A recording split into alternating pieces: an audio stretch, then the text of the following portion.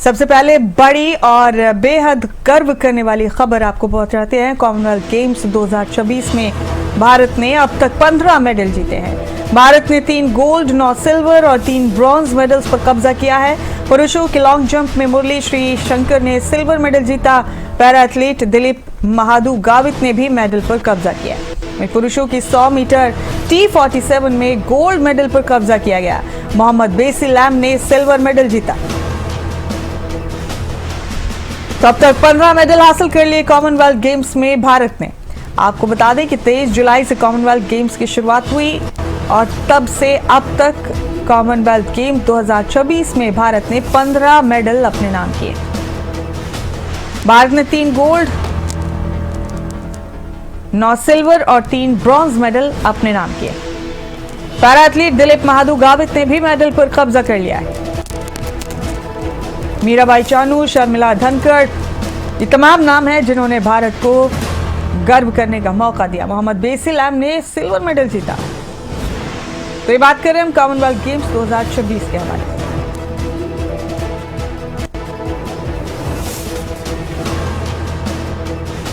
अब तक 15 मेडल्स पर भारत ने कब्जा जमाया है। उम्मीदें अभी बरकरार है।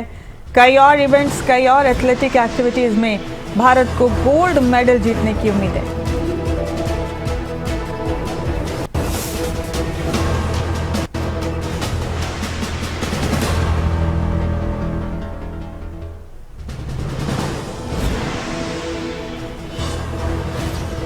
Obviously, we always aim for a gold medal performance, but happy with the silver, but not satisfied because this was not the jump I was expecting. I wanted to have a big jump and win the gold medal for my country, redeem the silver medal from Birmingham. But I'm happy, I'm being grateful just being here representing my country at the Commonwealth Games because I know what I've been through in the last 2 years. And thanks to God, thanks to everyone who supported me, my coach, my father, my family, my team, everyone who supported me. I just want to be thankful to everyone, and I'm just being grounded, and I just want to keep working every single day and keep winning for my country. I can't blame the conditions because the conditions are applicable for everyone, and when it comes to the games or the championships, it's not, I would say it's not entirely about the performances. It's about how everyone adjusts with the conditions and put their best in every single day.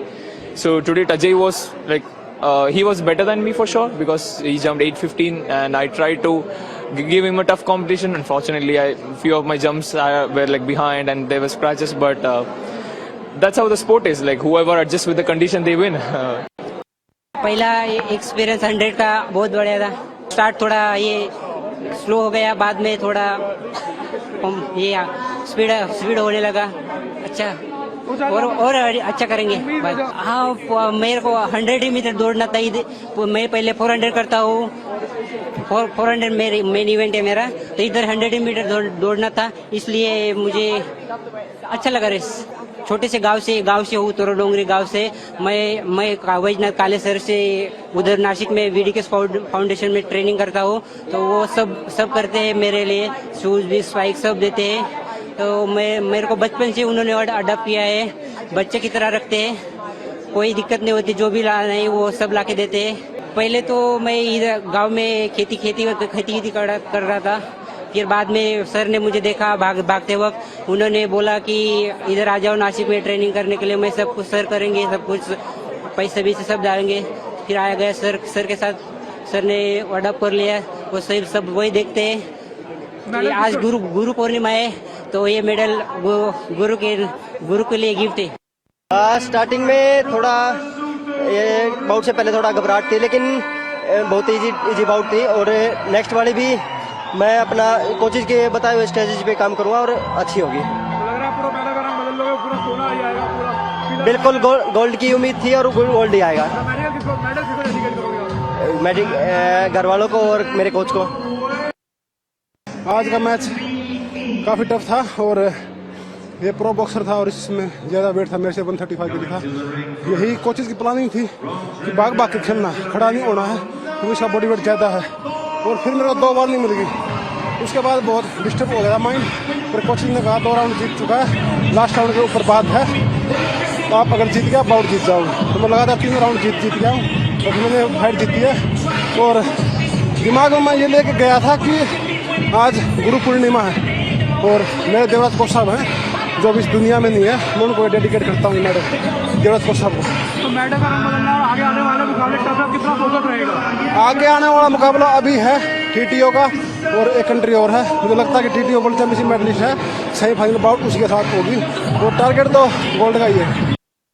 बहुत अच्छा लग रहा है। Specially मैं मेरी जीत को मेरे छोटे भाई को डेडिकेट करना चाहूंगी और आज आसान तो नहीं था बट अच्छा रिजल्ट आया। मेडल का रंग बदलना रह गया तो उससे फोकस रहेगा। हाँ बिल्कुल, यहाँ पे आए तो इसीलिए है कि गोल्ड लेना है, ये तो बस एक सीढ़ी थी। मेहनत इतनी करी है ना, हार्डवर्क बहुत था, तो पता था कि जो भी बाउट में जाऊंगी खेलने जीत के जरूर आऊंगी। इसके लिए जितना हम करके आए हैं उससे मेडल आना चाहिए, हमारा वही रहता है दिमाग में का मेडल आना चाहिए। देखते हैं किस्मत में क्या होता है, ऊपर वाले की जितनी हमारी हार्ड ट्रेनिंग है उसी प्रकार कितना क्या होता है। हाँ सर, हार्ड ट्रेनिंग तो ये है कि जैसे कोच बताता है हमारे को ये इतना टुडे आज इतना वर्कआउट करना है, उसी प्रकार वर्कआउट करते हैं जितना आज, जैसे कि कोच ने बोल दिया था आज 10 किलोमीटर करना है, बस 10 किलोमीटर करेंगे, ये नहीं कि कोच से हट के हम कुछ और कर लें। मेडल इस पर डेडिकेट करना चाहोगे?